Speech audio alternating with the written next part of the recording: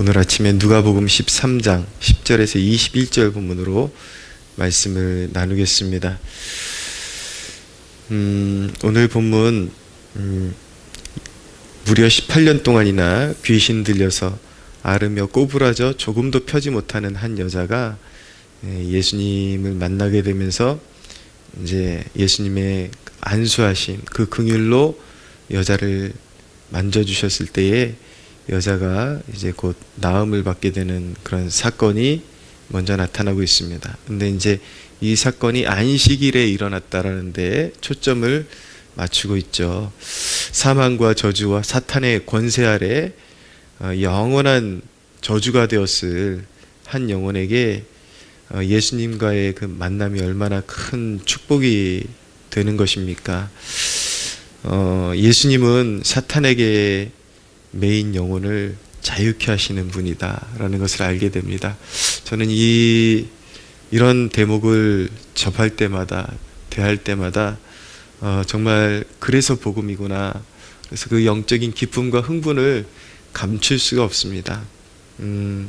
양상만 다를 뿐이지 우리 모두 악한 영의 권세 아래에서 종노릇하면서 한평생 그 저주의 짐을 안고 살고 그 저주가 영원토록 지속될 뻔했는데 하나님께서 우리도 알지 못하는 사이에 구원의 길을 예비하시고 우리에게 성령으로 말미암아 우리의 눈을 뜨게 해주셔서 그 주님의 그 사랑, 그 십자가에 나타난 한없는 하나님의 사랑을 알게 해주셔서 우리로 하여금 영적으로 고침받고 하나님의 자녀되게 해주신 그 은혜 얼마나 감사합니까? 예수님을 만나게 되었다는 것, 일생에. 그리고 이 인류 가운데 아버지께서 그 아들을 보내주셔서 구원의 소망을 바라볼 수 있게 해주신 그 은혜, 묵상하고 곱씹을수록 너무 위대한 일이고 정말 너무나도 귀한 일이 아닐 수 없다라는 것을 깨닫게 된 것입니다. 오늘 본문 보면 안식일에 이제 이 사건이 이루어졌다라는 것을 포커스를 맞추고 있는데, 구약의 안식일은 이제 예수님께서 부활하시고 또 예수님께서 부활하신 이후에도 점차적으로 이제 기독교의 성일이 이제 주일로 자리 잡아가게 되는 것을 보게 되죠. 그래서 주일이 이제 그 안식일의 그 개념이 완성된 개념으로 이제 우리가 지키고 있는 것인데, 오늘 본문을 통해서 각별히 주일에 대한 묵상을 더 깊게 하게 되었습니다. 도대체 주일을 어떻게 보내야지 하나님 앞에 영광스럽고 우리에게 은혜가 되는 것일까? 첫째는 주일은 무엇을 안 하는데 초점을 맞추는 날이 아니다라는 것을 알기 원합니다. 예수님이 안식일에 병을 고치니까 이 유대인들, 당시 종교인들의 그런 반응이 무엇이었습니까?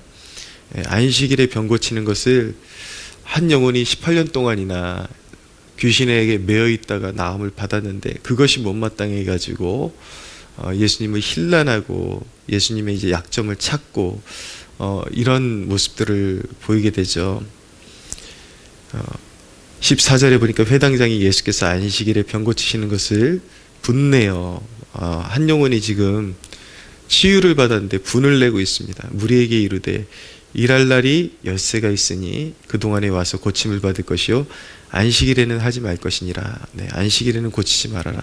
유대인들에게 그냥 안식일의 개념은 아무것도 하지 않는데 고착되어 있었다라는 것을 알게 됩니다.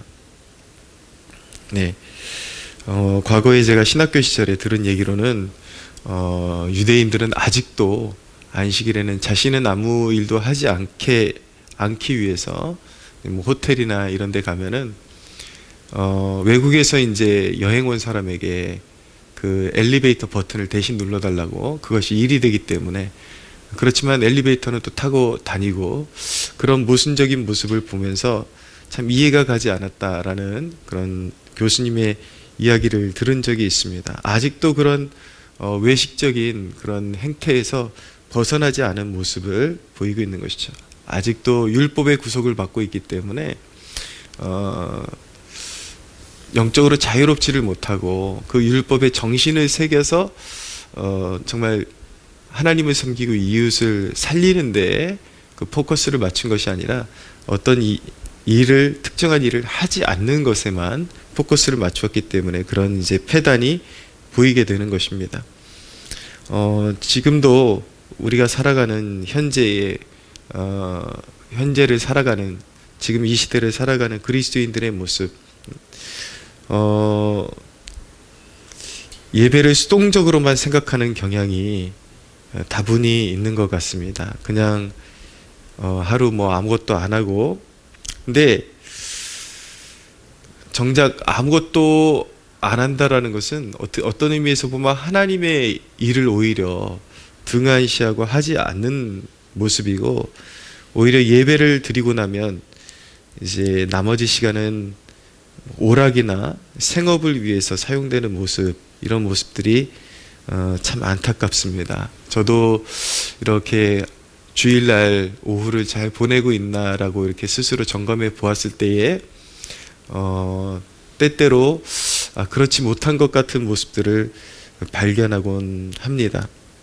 그러나 주일은 단순히 수동적으로 아무것도 하지 않는데 방점을 두는 날이 아니라 주일은 적극적으로 살아계신 주님을 우리의 예배의 처소로 초청하고 그분의 임재 가운데 온 마음을 다해서 찬송하고 경청하고 하나님의 말씀을 경청하고 마음에 새기고 경배하는 날인 것입니다. 적극적으로 말씀 듣는 것도 그냥 멍 때리듯이 듣고 오늘 예배 드렸다라는 것이 아니라 어떻게 그 말씀을 적용하고 살아낼 것이냐에 대한 고민을 안고 그렇게 예배를 드려야 하는 것이죠.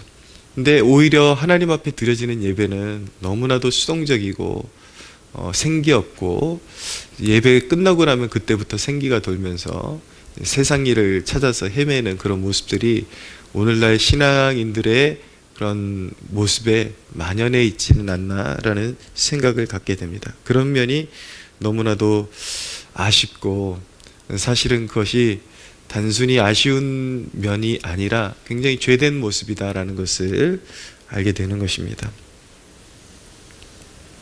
두 번째로, 주일은 분명히 사적인 오락을 위해서 쓰이는 날은 아닙니다. 예수님께서 행하신 일이 무엇입니까? 예수님께서 단순히 사적인 오락을 위해서 안식일을 사용하셨나요? 그것이 아니라 18년 동안 사탄에게 매인 영혼들을 놓아주는, 이렇게 귀한 영혼을 살리는 데 자신의 시간을 사용하시고 적극적으로 일하셨습니다. 주일은 단순하게 주일 예배 드린 것으로 마무리하는 날이 아니라 사탄에게 매인 영혼을 돌보고 지체들 가운데, 형제 자매들 가운데 문제를 가진 그런 영혼을 위해서, 그런 성도를 위해서 서로 기도해주고 중보하는 날이 되어야 하는 것입니다. 오히려 이 나라의, 우리가 살아가는 나라의 어려움, 이런 것들을 위해서 더욱더 중보하고 또 힘든 지체들을 서로 돌보고 그래서 더 이렇게 소그룹이 필요한 것이 아닌가라는 생각이 듭니다. 왜냐하면 예배를 그냥 맥없이 일찍 마치게 되면 대부분의 사람들은 그것을 오락으로 그냥 보내는 경우가 많기 때문에 오히려 교회가 소그룹을 통해서 정말 서로 돌보는 그러한 사명을 감당하는 것이 더 바람직하다라는 생각이 듭니다. 그래서 주일은 하나님께서 받으실 만한 영적인 내용으로 채워져야 하는 것입니다. 여러분에게 실제적인 권면을 좀 드리자면 최소한 주일날 해질 때까지는 주님을 기쁘시게 하는 일에만 힘쓰시기를 바랍니다. 이런 어떤 행동 지침을 율법적인 그런 방법으로 완전히 그렇게 어떤 법적인 것으로 이렇게 재단할 수는 없지만, 분명한 것은 주일을 경건하게 지내야 하는 그런 정신이 분명히 안식일의 정신이다. 분명히 하나님께서 주님의 성의를 제정하신 법칙이다라는 것을 우리가 깨달을 필요성이 분명히 있습니다.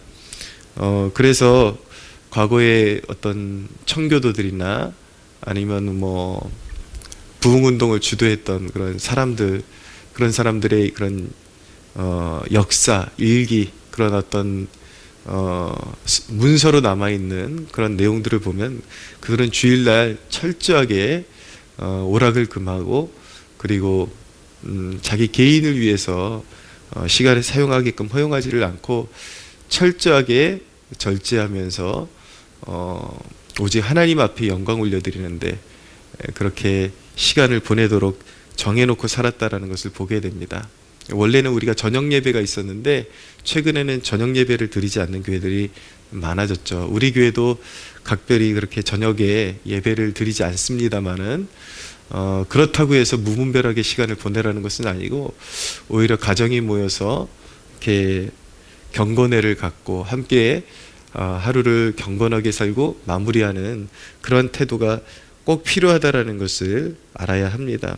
그래서 주일 예배가 마친 이후에 막 특별히 요즘 같은 때는 저도 이렇게 그런 안식일의 의미를 곱씹지 않았던 그런 청년 시절에 이럴 때는 주일날 예배를 마치고 영화를 보러 가는 때도 있었고, 주로 뭐 청년들 모이면 그렇게 시간을 보내기도 하고, 뭐 요즘은 그런 일들이 굉장히 비일비재한 것 같습니다.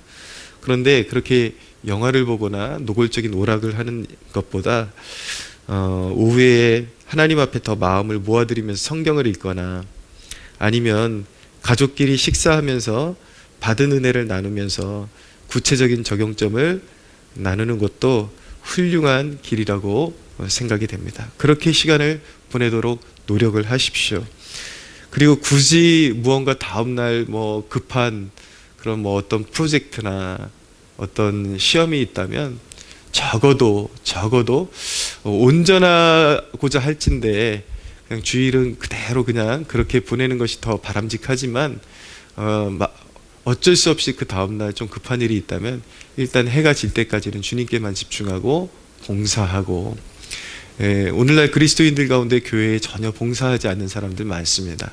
하나님께 영광이 되지 않습니다. 봉사하고 하나님 앞에 시간을 온전히 드린 다음에 해가 진 다음에 천천히 자기의 일을 조금씩 보는 것도 나쁘지는 않은 것 같습니다.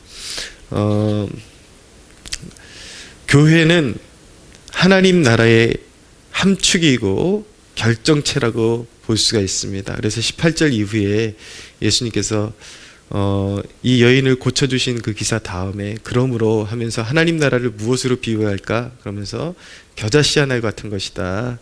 그것이 자라나서 이제 나무가 되어서 공중의 새들이 깃들 정도가 되는 것이다. 그리고 또 하나, 천국은 하나님 나라는 가루 서말 속에 넣어서 전부 부풀게 한 누룩과 같은 것이다. 누룩에 이제 비유하시면서 갑자기 하나님 나라를 이렇게 비유하고 계십니다. 교회는 말씀드린 것처럼 하나님 나라의 결정체라고 말씀드릴 수가 있습니다. 이런 예수님께서 치유하신 이런 구원의 역사가 일어나는 교회는 누룩과 같아서 민족과 열방의 소망이 되는 것입니다. 저는 오늘 이 아침에 소망합니다. 우리 세대 가운데 이런 교회들을 일으켜 주셔서 예배 가운데 치유가 일어나고 사단에게 매인 영혼들이 자유케 되고 한평생 소망 없이 살아가면서 술의 노예가 되고 쾌락의 노예가 되었던 영혼들이 자유케 되는 곳, 새 사람이 되는 것, 그것이 바로 교회고, 그런 역사가 일어나는 교회가 민족의 소망이 될 줄로 믿습니다. 저도 우리 교회도 그런 교회가 되기를 간절히 소망하는 마음으로 오늘 기도의 자리로 나아가려고 합니다. 이것이 우리 모두의 소망이 되었으면 좋겠습니다.